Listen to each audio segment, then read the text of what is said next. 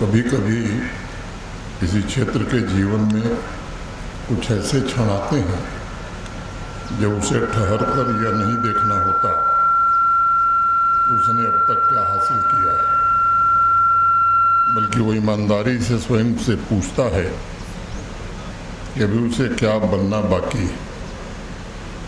ऐसा ही एक क्षण रीगल गांव के सामने आया है।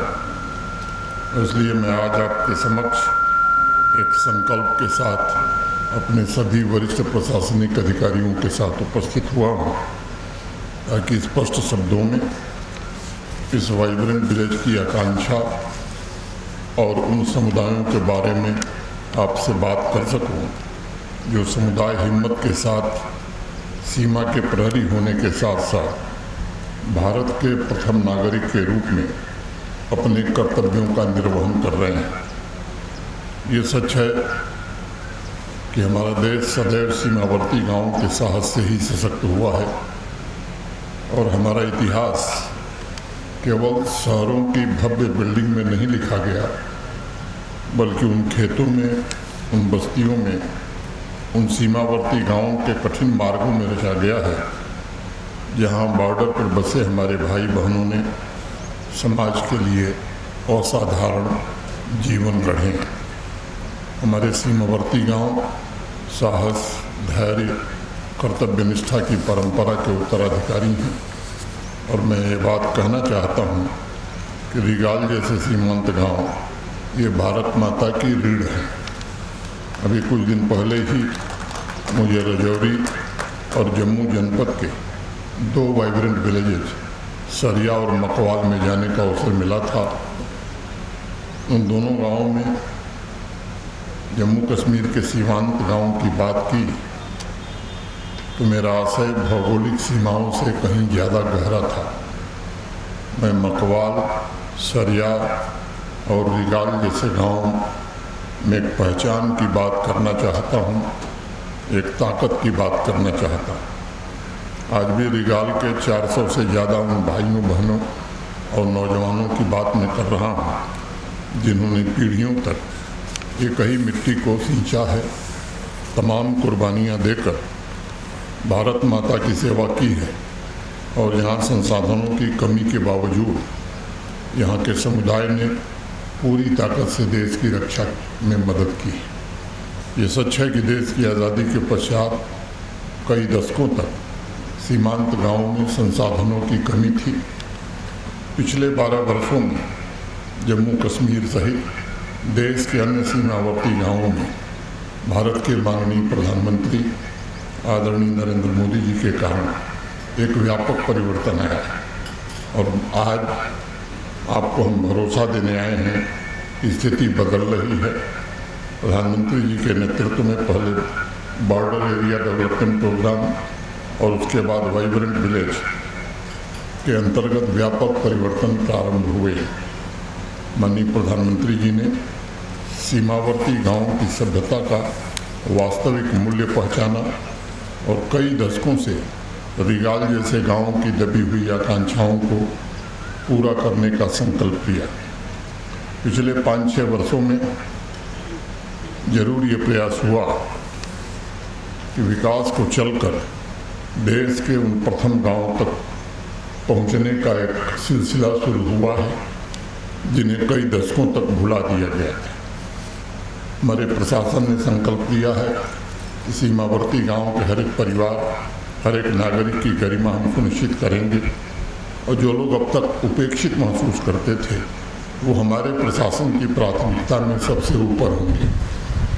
माननीय प्रधानमंत्री जी के नेतृत्व में सीमावर्ती गांवों के प्रति सोच भी बदली है। सीमावर्ती गांवों को राष्ट्र का पहला गांव समझा जाता है और विकास के सभी काम उसमें सर्वोच्च प्राथमिकता पर हों, इसका प्रयास भी किया जा रहा है। मैं समझता हूँ कि यह एक बड़ा परिवर्तन है।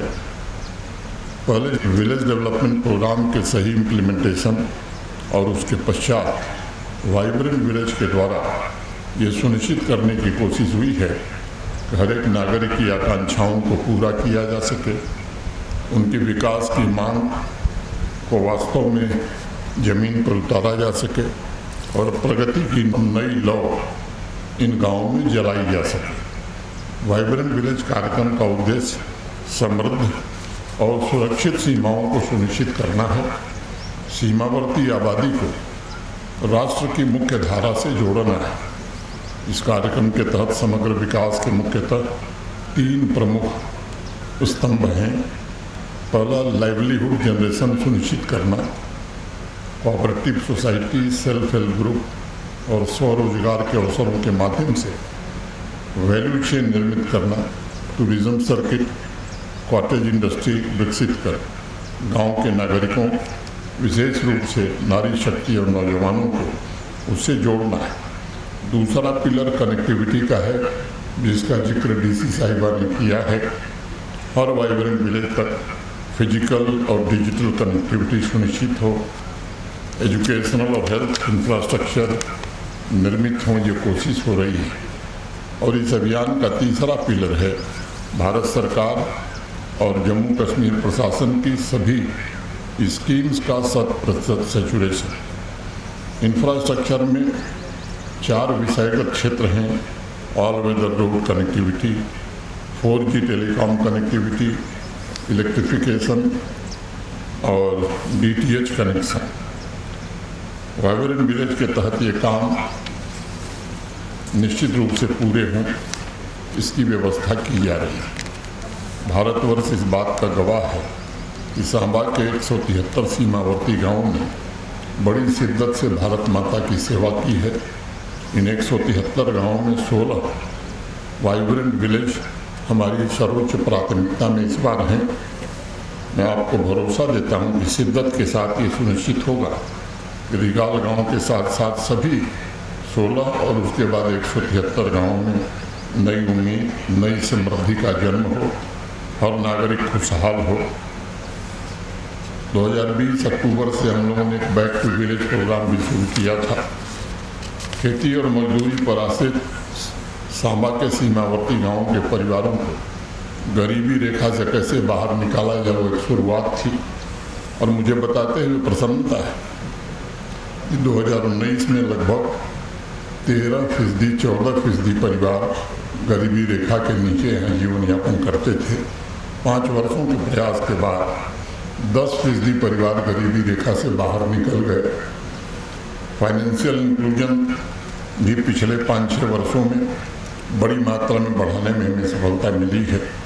2019 के पहले सांबा में सिर्फ 74% गाँवों में कनेक्टिविटी थी, लेकिन आज 98% गाँव सड़क से जुड़ गए हैं। पहले सिर्फ 70% गाँव में ऑल वेदर रोड्स थे, लेकिन आज उसे भी 98% तक पहुंचाने में हमें सफलता मिली है और उसे 100% जल्द ही कर लिया जाएगा। 2019 के पहले सांबा के गाँव से लगभग 20% आबादी रोजगार की तलाश में शहरों की तरफ माइग्रेट करती थी। अब युवाओं के लिए entrepreneurship, industry, self help group, cooperative society के गठन के द्वारा सांबा के गाँव से शहरों की ओर पलायन भी काफ़ी मात्रा में कम हुआ है और हमारी कोशिश है इस पलायन को पूरी तरह से रोका जाए। मैं संक्षेप में एक अत्यंत महत्वपूर्ण आंकड़ा आपके सामने रखना चाहता हूँ। सांबा के रूरल इनकम में 2019 के बाद इन 6 वर्षों में 40% की वृद्धि हुई। कंस्ट्रक्शन सेक्टर में 12 से 15% की वृद्धि हुई है। सेल्फ हेल्प ग्रुप और स्वरोजगार में 51% की वृद्धि हुई। सांबा के इतिहास में यह आर्थिक परिवर्तन ऐतिहासिक है और मुझे प्रसन्नता इस बात की है कि कृषि उत्पादन में भी इस क्षेत्र में 20% की वृद्धि और डेयरी क्षेत्र में 25% की वृद्धि हो सकी।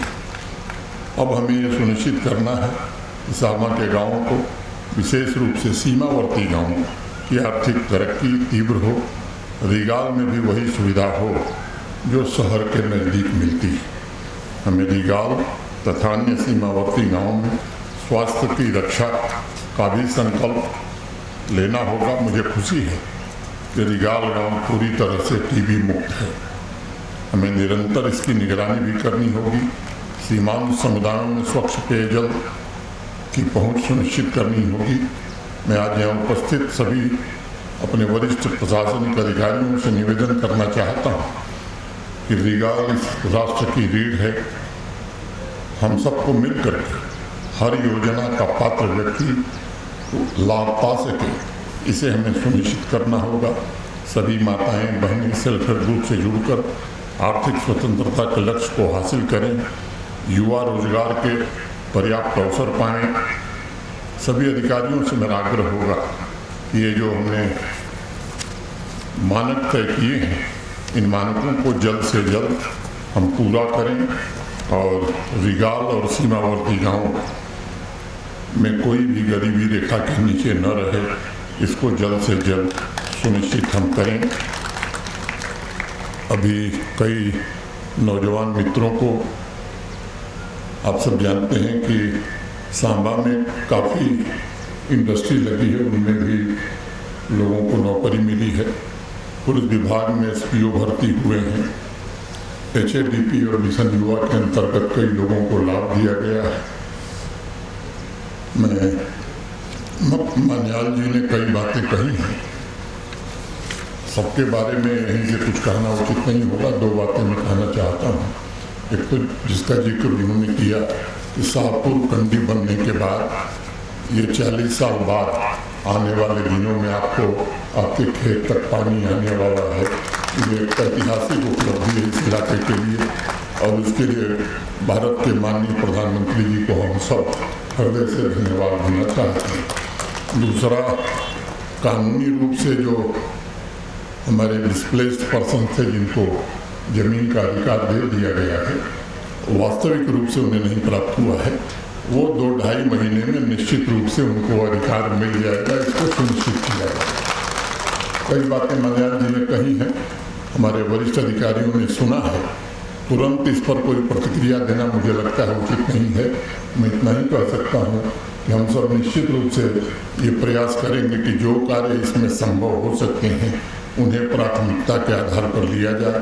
मैं आए हुए सभी भाई बहनों के प्रति हृदय से कृतज्ञता ज्ञापित करने के पहले एक बात कहना चाहता हूँ कि नशे के खिलाफ, खासतौर से ड्रग के खिलाफ एक बड़ा अभियान जम्मू कश्मीर में शुरू हुआ है और मैं आप सबसे निवेदन करना चाहता हूँ कि हम जानते हैं कि पुलिस का डंडा, प्रशासन का कानून मजबूत तब होता है जब समाज उसके साथ खड़ा होता है।